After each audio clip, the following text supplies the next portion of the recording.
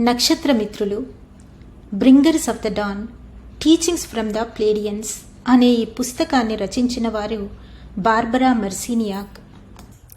ఈ భాగంలో 6వ అధ్యాయమైన చరిత్ర పునరుద్ధరించడం గురించి తెలుసుకుందాం. మానవ జన్యువుల్లో సంపూర్ణ విశ్వచరిత్ర దాగి ఉంది. జన్యు ప్రోగులలోని సంకేతాత్మకమైన కాంతి సమాచారాన్ని విశ్వచరిత్రను పొందుపరుచుకున్న ఓ మహాగ్రంథాలయంగా వర్ణించవచ్చు.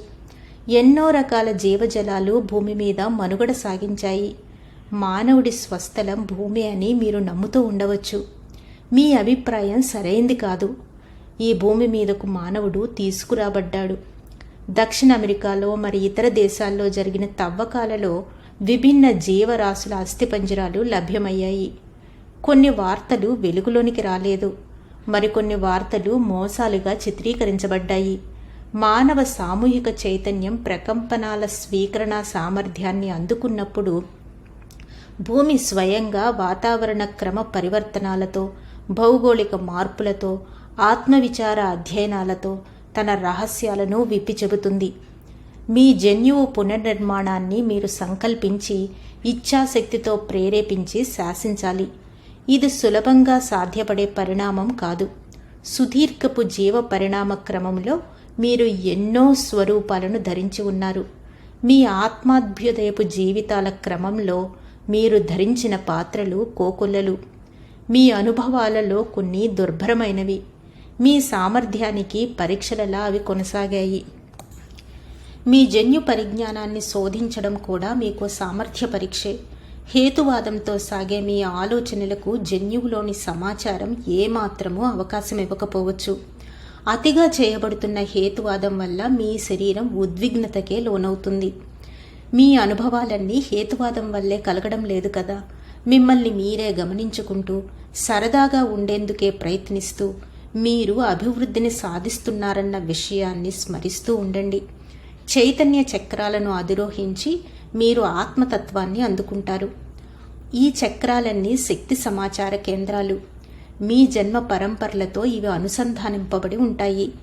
మీ జీవితాల అనుభవాలు, మీ వ్యక్తిత్వ ధోరణులు అన్నీ ఇందులో నిక్షిప్తమై ఉంటాయి. మీ జీవకణంలో ఉన్న కోట్లాది కాంతి సమాచార నిక్షిప్త సూక్ష్మ జలతారు కేసరాలతో నిర్మితమై ఉన్న జన్యు పోగులకు ప్రతిరూపంతో మీ బాహ్యంలో కూడా కాంతి సమాచార ప్రోగులు ఉంటాయి. మీ జీవిత చరిత్రలన్నీ ఈ కాంతి కణాలలో నిక్షిప్తమై ఉన్నాయి. ఈ కాంతి సమాచారాలు ఇప్పటి వరకు నల్ల చొక్కాల వాళ్ళు భూమి చుట్టూ సృష్టించిన కాలుష్యం వల్ల భూ వాతావరణంలోనికి రాలేకపోయాయి. క్షేత్రగణిత భాషలో భూమిని చేరుతున్న ఈ కాంతి సమాచారం రోదసీలో ఉన్న ఓ సమాచార వ్యవస్థ నుండి ప్రసారింపబడుతూ ఉన్నాయి. ఈ సమాచారాన్ని స్వీకరించే సామర్థ్యం మీ శరీరంలో ఏర్పడడానికి మీరు ఏ చికిత్స చేయించుకోనవసరం లేదు. ఓ క్షణంలో మీలో ఏర్పడే ఓ విద్యుత్ ద్వారా లేదా మీ దేహంలోనికి ప్రవేశపెట్టబడిన ఓ ఉపకరణం ద్వారా ఈ సామర్థ్యం మీకు లభిస్తుంది. సమీప భవిష్యత్తులో ఇది సాధ్యమవుతుంది. భూమి మీద కొందరికి, ముఖ్యంగా స్ఫటికాల మీద పరిశోధనలు చేస్తున్న వాళ్లకు శరీరంలోని జన్యు కణాలను ఉద్దీపితం చేసే సామర్థ్యం, విద్య లభిస్తుంది. ఈ సామర్థ్యం మీలో ఏర్పడడానికి మీకు సహాయపడే మాస్టర్లు ముందుకు వస్తారు. మీరు వాళ్లను గుర్తించడంతో పాటు మిమ్మల్ని ఆవరించి ఉన్న అనేక వాస్తవాలను కూడా దర్శించగలుగుతారు. చెల్లాచెదురుగా విసిరివేయబడిన పుస్తకాల కుప్పకూలుతున్న గ్రంథాలయంలాగా ప్రస్తుతము మీ జన్యు వ్యవస్థ అస్తవ్యస్తంగా ఉంది. మీకు కావలసిన సమాచారం తక్షణం లభించే అవకాశం ఏమాత్రమూ ఇప్పుడు లేదు. మీ జన్యువులలో అస్తవ్యస్తపు సమాచారాన్ని విశ్లేషించే ఏ ఉపాయము ప్రస్తుతము మీ దగ్గర లేదు. కనుక ఆ సమాచారం తనంతట తానే ప్రకటించుకునే చర్య జరుగుతోంది. ఈ సమాచారాన్ని అందుకోవడం మీ జన్మ హక్కు. అదే మీ వారసత్వం. దానిని స్వీకరించిన మీకు మీరు ఎవరో అవగతమవుతుంది. మీ జన్యు ప్రోగుల పునర్నిర్మాణం పరిపూర్ణం కాగానే జ్ఞాపకాలన్నీ మీ చైతన్యంలో పెళ్ళుబుకుతాయి. మీ నాడీ మండల వ్యవస్థ పరిపూర్ణమవుతుంది. కాంతి సమాచారాన్ని స్వీకరించే సామర్థ్యం మీకు అబ్బుతుంది. ప్రాణవాయువు ప్రసారం జీవకణాల్లో సవ్యంగా సాగి జీవకణాలన్నీ ఉత్తేజితం చెందుతాయి. శక్తిని తీవ్రతరం చేసే సామర్థ్యం మీకు లభిస్తుంది. ఎన్నో సిద్ధాంతాలు, ఎన్నో అనుభవాలు మీ శరీరంలోనికి వస్తాయి. వాటన్నిటినీ మీరు నిశితంగా పరీక్షిస్తూ ఉండండి. తగిన సమయంలో దాన్ని మీరు ఉపయోగించడానికి సమర్థులు కావాలి. ఒకే పుస్తకాన్ని అనేక సార్లు చదివితే ఏమిటి ప్రయోజనం? ఎన్నో పుస్తకాల పరిజ్ఞానం మీకు అవశ్యంగా కావాలి. ఎంతో చరిత్ర ఉంది. ఆ చరిత్ర సమస్తాన్ని మీరు తెలుసుకోవాలి. ఆ సమస్త చరిత్రలు మీ ఆత్మకథే అవుతాయి. ఇప్పటి వరకు ఉన్న ఎన్నో వాస్తవాలలోని మీ జీవితాలన్నింటినీ ప్రస్తుతం మీరు అవగాహనలో ఉంచుకోగలుగుతారు. కాంతి శరీరదారులుగా మీ సామర్థ్యం ఇదే. ఏ వాస్తవంలోని ఏ విషయాలైనా పరివర్తించగల సామర్థ్యం మీకు లభిస్తుంది. ఆ స్వేచ్ఛ మీకు ఉంటుంది. మీ జత ప్రోగుల జన్యువు ముప్పేటల పోగులుగా మారినప్పుడు మీరు అనుభూతి కేంద్రాన్ని అందుకుంటారు. మీ అనుభూతులే మీ భావ ప్రేరణలు. భావగర్భితం కాని ఆత్మతో ఆధ్యాత్మిక వాస్తవాలను మీరు ఎలా అందుకోగలరు? మిమ్మల్ని మీరు తెలుసుకోండి అని క్రీస్తు అనేవారు. ఆ బోధనకు అర్థం ఇదే. మిమ్మల్ని మీరు తెలుసుకునే ప్రయత్నం మీ అంతరంగంలోనే సాగాలి. బాహ్యంలో ఏ అభివృద్ధిని సాధించాలన్నా ముందుగా మీ అంతరంగంలోనే అభివృద్ధి జరిగి తీరాలి. సర్వతోముఖంగా మీరు అభివృద్ధిని పొందండి. ఆత్మ పరిధులను విస్తృతం చేసుకోండి. సర్వ పరిధుల్లోనే జీవించడం నేర్చుకోండి. మీరు సూక్ష్మలోకాల్లో కూడా జీవించండి. శరీరాన్ని పరిధిని నిర్ణయించకండి. శరీరం అంటే ఇంతే అని ఎప్పుడూ అనుకోకండి. మీ జన్యువే జీవితానికి, చరిత్రకు సజీవ గ్రంథాలయం. దీనిలోనికి ప్రవేశించగలిగితే ఎన్నో వాస్తవాలలోని మీరు సునాయాసంగా చేరుకోగలుగుతారు. ఇతర ఏ పుస్తకాలను, ఏ చిత్రమాలికలను మీరు అధ్యయనం చేయనక్కర్లేదు. మరి ఏ సందేశాలను మీరు విననక్కర్లేదు. అన్నింటినీ అనుభవించే సామర్థ్యం మీకు లభిస్తుంది.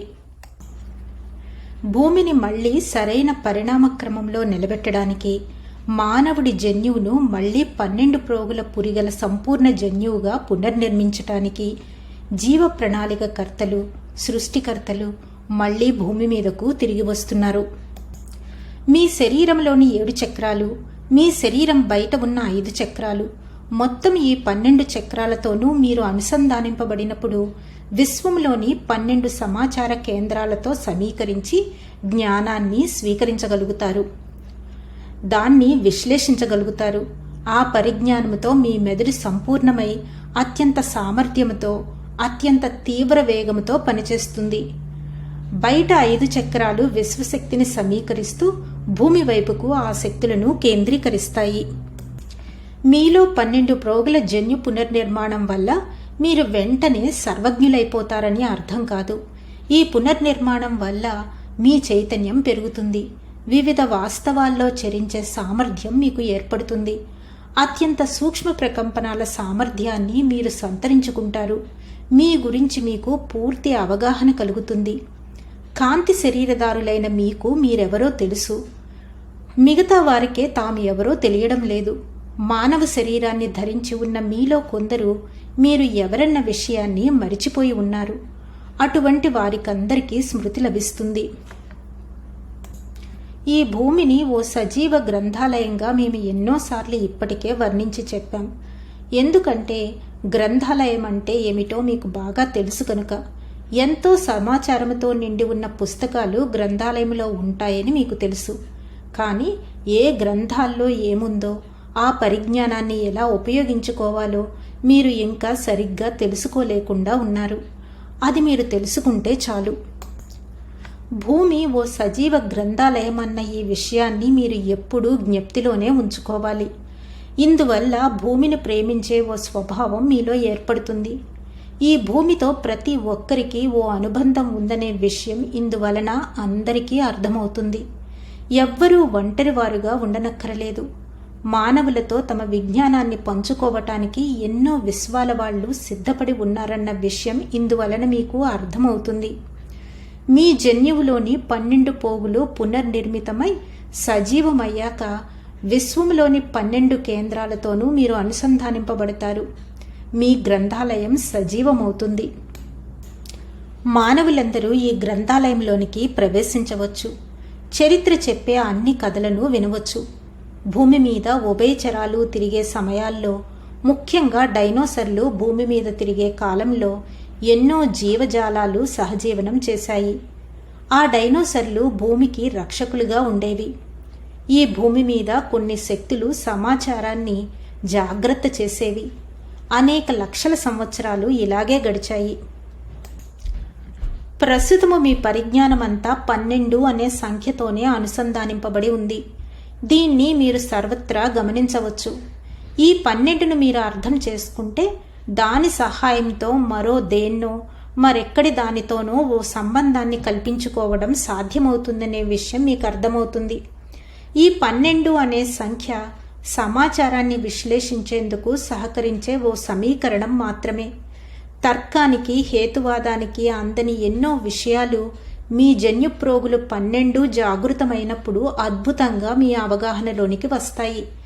అయితే అనేక వర్గాల వారు నిర్ణయించి క్రోడీకరించుకున్న సమాచార వ్యవస్థ సారూప్యం 12 అంకెతో సమీకరించబడుతుంది. 12 సంఖ్య వాడుకలో ఉన్నా అది మీ సహజ సంఖ్య కాదు. మీకు సరిగ్గా అమరే సంఖ్య 13. సంవత్సరంలో మీ చంద్రుడు ఎన్నిసార్లు పౌర్ణమిలో ఉంటాడు? 13 సార్లు. భవిష్యత్తులో 13 ఆచరణలోనికి వస్తుంది. కాలాన్ని అధిగమించే సామర్థ్యం మీలో ఏర్పడగానే 13 అంకె సాంకేతిక పరిమాణంగా తయారవుతుంది. 13 అంకె తర్కాన్ని, విధింపబడి ఉన్న వ్యవస్థను అధిగమిస్తుంది. కాంతి శరీరదారులైన మీరు ఈ భూమి మీదకు ప్రస్తుతము ప్రాథమిక సృష్టికర్తల నుంచి శక్తిని గ్రహించడం కోసమే వచ్చారు. ఆ శక్తి వల్ల జన్యు పునర్నిర్మాణం జరుగుతుంది. విశ్వపు 12 కేంద్రాలతో మానవుడు అనుసంధానింపబడతాడు. ఆ తరువాత అత్యంత నిగూఢంగా నిక్షిప్తమైన సమాచారాన్ని భూమి నుంచి గ్రహించగలుగుతాడు. ఎంతో ముఖ్యంగా స్వీకరించాల్సి ఉన్న ఈ జ్ఞానం ఏమిటి? ఆ జ్ఞానం క్రిమికీటకాలలో, పుష్పాలలో, పందులలో, గాడిద తోకలలో, కుందేళ్ల చెవులలో రహస్యంగా క్రోడీకరింపబడి ఉంది. ఆ జ్ఞానాన్ని మీరు శోధించి తెలుసుకోవాలి. ఆ జ్ఞానం ఈ 12 గ్రంథాలయాలలో ఉంది. ఆ జ్ఞానాన్ని స్వీకరించగలిగే తరగతుల అంతస్తులు ఎన్నో ఉన్నాయి. ఒక స్థాయి పరిజ్ఞానాన్ని సమీకరించుకుని వినియోగించుకున్న తర్వాతే మరంత హెచ్చు స్థాయి పరిజ్ఞానాన్ని స్వీకరించగలగడం ఈ సజీవ గ్రంథాలయంలో సాధ్యమవుతుంది. ఒకేసారి పరిపూర్ణ పరిజ్ఞానాన్ని అందుకోగల వీలు ఈ గ్రంథాలయంలో ఉండదు. ఈ గ్రంథాలయ వ్యవస్థలో జ్ఞానాన్ని ఒక్కొక్క మెట్టు క్రమక్రమంగా ఎక్కాలి. అదొక్కటే మార్గం. కాల వ్యవస్థలో నిరంకుశత్వం నెలకొని ఉండడం వల్ల సమయ సంరక్షక శక్తులైన వారు ఆ సమాచారాన్ని దుశ్చింతలకు అందకుండా ఉంచేందుకే ఈ గ్రంథాలయాలను రూపొందించి వాటిని విభిన్న ప్రపంచాలలో ఏర్పరిచారు. ఆ గ్రంథాలయాల్లో ప్రవేశార్హత మానవ శరీరదారులకు మాత్రమే ఉంది. మానవుడు తన స్థాయి పరిణితితో సాధ్యపడే పరిజ్ఞానాన్నే, సమాచారాన్నే స్వీకరించగలుగుతాడు. అందువల్ల సమాచారం మానవుడి నమ్మకాలకు అనుగుణంగా ఉండి తీరాలి. ప్రేమ సామరస్యాన్ని తనలో ఇమిడ్చుకోలేని సమాచారాన్ని స్వీకరిస్తున్న మనిషి దాన్ని అర్థం చేసుకోలేక ఉక్కిరిబిక్కిరై పేలిపోవచ్చు. ప్రేమ బంధంతో కూర్చబడి ఉన్న సమాచారం మానవుడిలో మానసిక సంక్షోభాన్ని సృష్టించకుండా ఓ సిద్ధాంతం మీద అతడిని నిలబెట్టి ఉంచగలిగే సామర్థ్యాన్ని కలిగి ఉంటుంది. భూమి మీదకు ఎన్నో గొప్ప సిద్ధాంతాలు ఈ పద్ధతిలోనే వచ్చాయి. ఆ సిద్ధాంతాలు ప్రేమ ప్రకంపనాలతో తేలి వస్తున్నాయి. కాంతి ప్రకంపనాలు మానవ స్వభావ ప్రకంపనాలను మోసుకొని రాలేవు. ప్రేమ ప్రకంపనాలే వాటికి తగినవి. ఓ వ్యక్తి ఓ గొప్ప సిద్ధాంతాన్ని తయారు చేస్తూ ఉన్నప్పుడు అతనిలో ఓ ఆదర్శాన్ని నిర్మించగలిగే ప్రేమ అతడిలో ఉండి తీరాలి. ప్రేమ లేనివానికి ఆదర్శాలు ఉండవు. ఆదర్శాలు ఉన్న వ్యక్తులే సృష్టి విస్తృతాన్ని అర్థం చేసుకోగలుగుతారు. సృష్టిలో కామానికి ఉన్న పాత్రను గురించి మీరు తెలుసుకునే రోజు వస్తుంది. కామాన్ని ప్రీతితో స్వీకరించగలిగిన నాడే దాన్ని సవ్యంగా వ్యక్తపరచడాన్ని మీరు నేర్చుకోగలుగుతారు. సజీవ గ్రంథాలయాల నుండి మీ ద్వారా వెలుగులోనికి వస్తున్న జ్ఞానం కోసం అందరూ అరులు చాచే అవకాశాలు ప్రాప్తిస్తాయి. ప్రాచీన మత గ్రంథాలలో దేవుళ్ల వలన జన్మించిన మానవ సంతతుల చరిత్రలు మీకు కనిపిస్తాయి.